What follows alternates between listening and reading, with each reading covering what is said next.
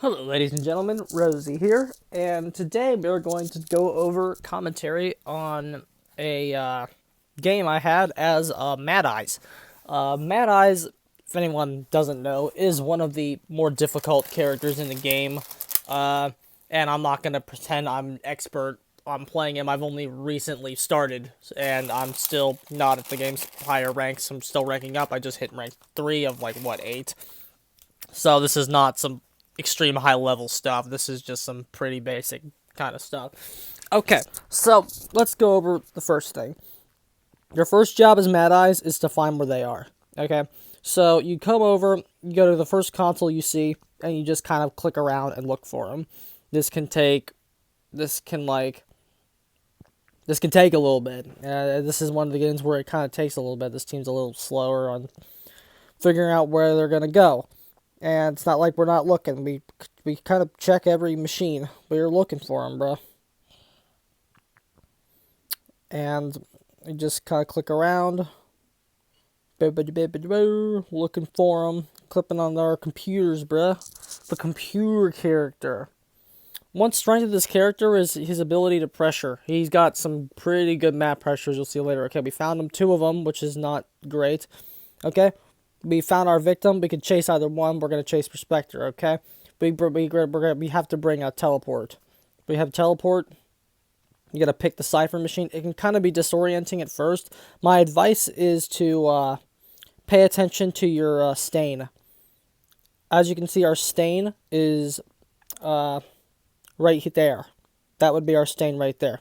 So just kind of pay attention to where you are. Never forget that. Never learn how to. Never stop, paying attention to that, because it can be important in figuring out where to teleport. Okay, so we know where we are in relation. We know this is the correct play right here. We teleport. Okay, and we see their blood, so we're going over this way. They're running together, which is bad. It's not good to run together. So we got some time to make this happen. We're pressuring on foot. I could have actually probably played with my walls a little bit more, especially right here. But since we're new, we're still kind of bridging the gap between traditional characters and what Mad Eyes is. So we're just going fishing for the down on foot right now. But possibly you might want to pressure with the wall slightly more. The electrocution didn't do anything because Prospector put himself in the corner. That did, he was in such a bad spot. Neither one of those 2 powers really did anything. We should have hit that, but we missed it. So now he's getting more time. But you do sacrifice blink, which means you're but you have increased pallet breaking speed. 40% in this game, which is what I said Dead by Daylight should do, and it's actually a lot better in this. It's kind of worth it. Okay, we're gonna chair him right here. We see we still have a prisoner. We're gonna make sure we shut the box off, so they can't press that cipher anymore from across the map. Okay. Prisoner comes in before we can really get a front, and he takes a hit, which is actually pretty bad. That's the play that caused them to get their ciphers done, TBH. This Prospector gets a little bit more value. That was a good stun. He saw we overpressed.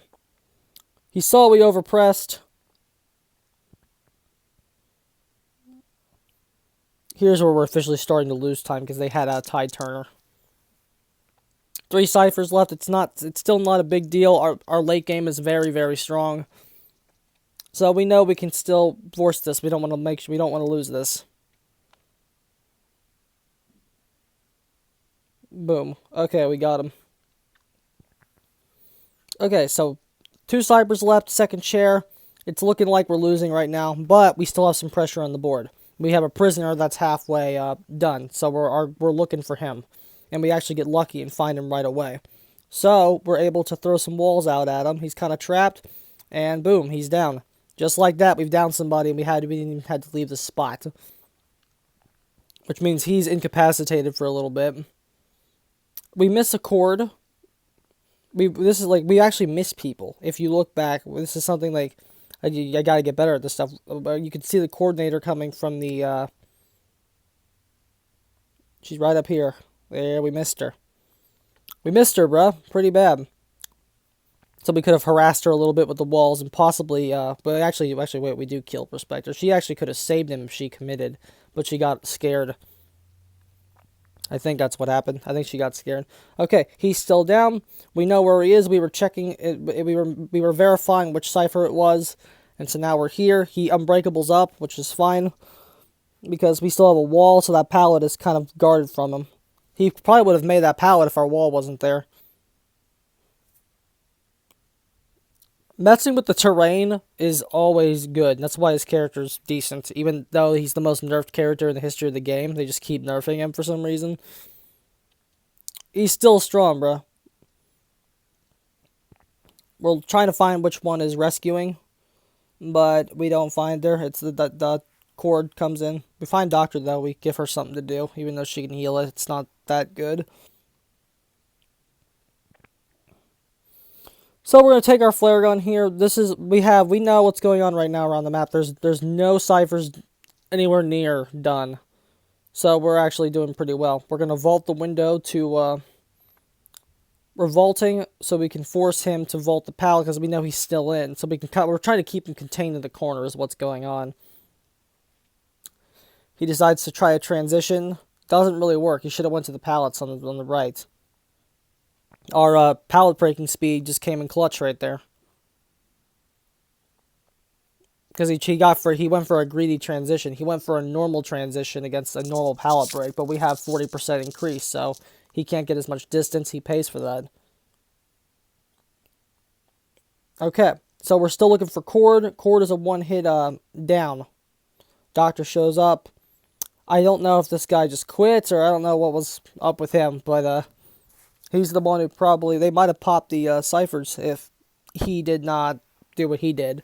So he quit. We're still looking for Cord. We have one cipher we're right next to, so we know that one's not being hit. So if they're trying to push the objective at all, we know exactly. We have so much pressure now.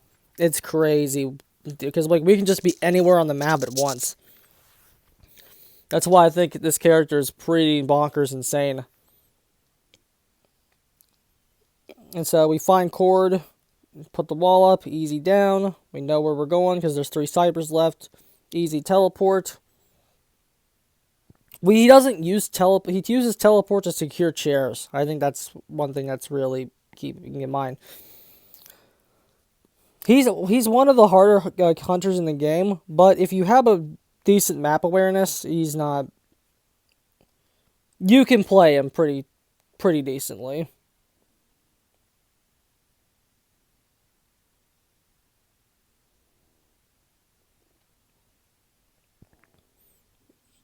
And so there's Dacta. Trying to see if we can work on our walls.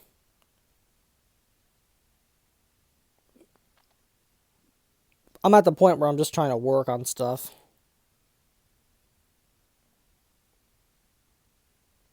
Pallet break. You see with these, we're not afraid to just break these pallets because it's not the big commitment it is on other characters that don't use what Mad Eyes uses.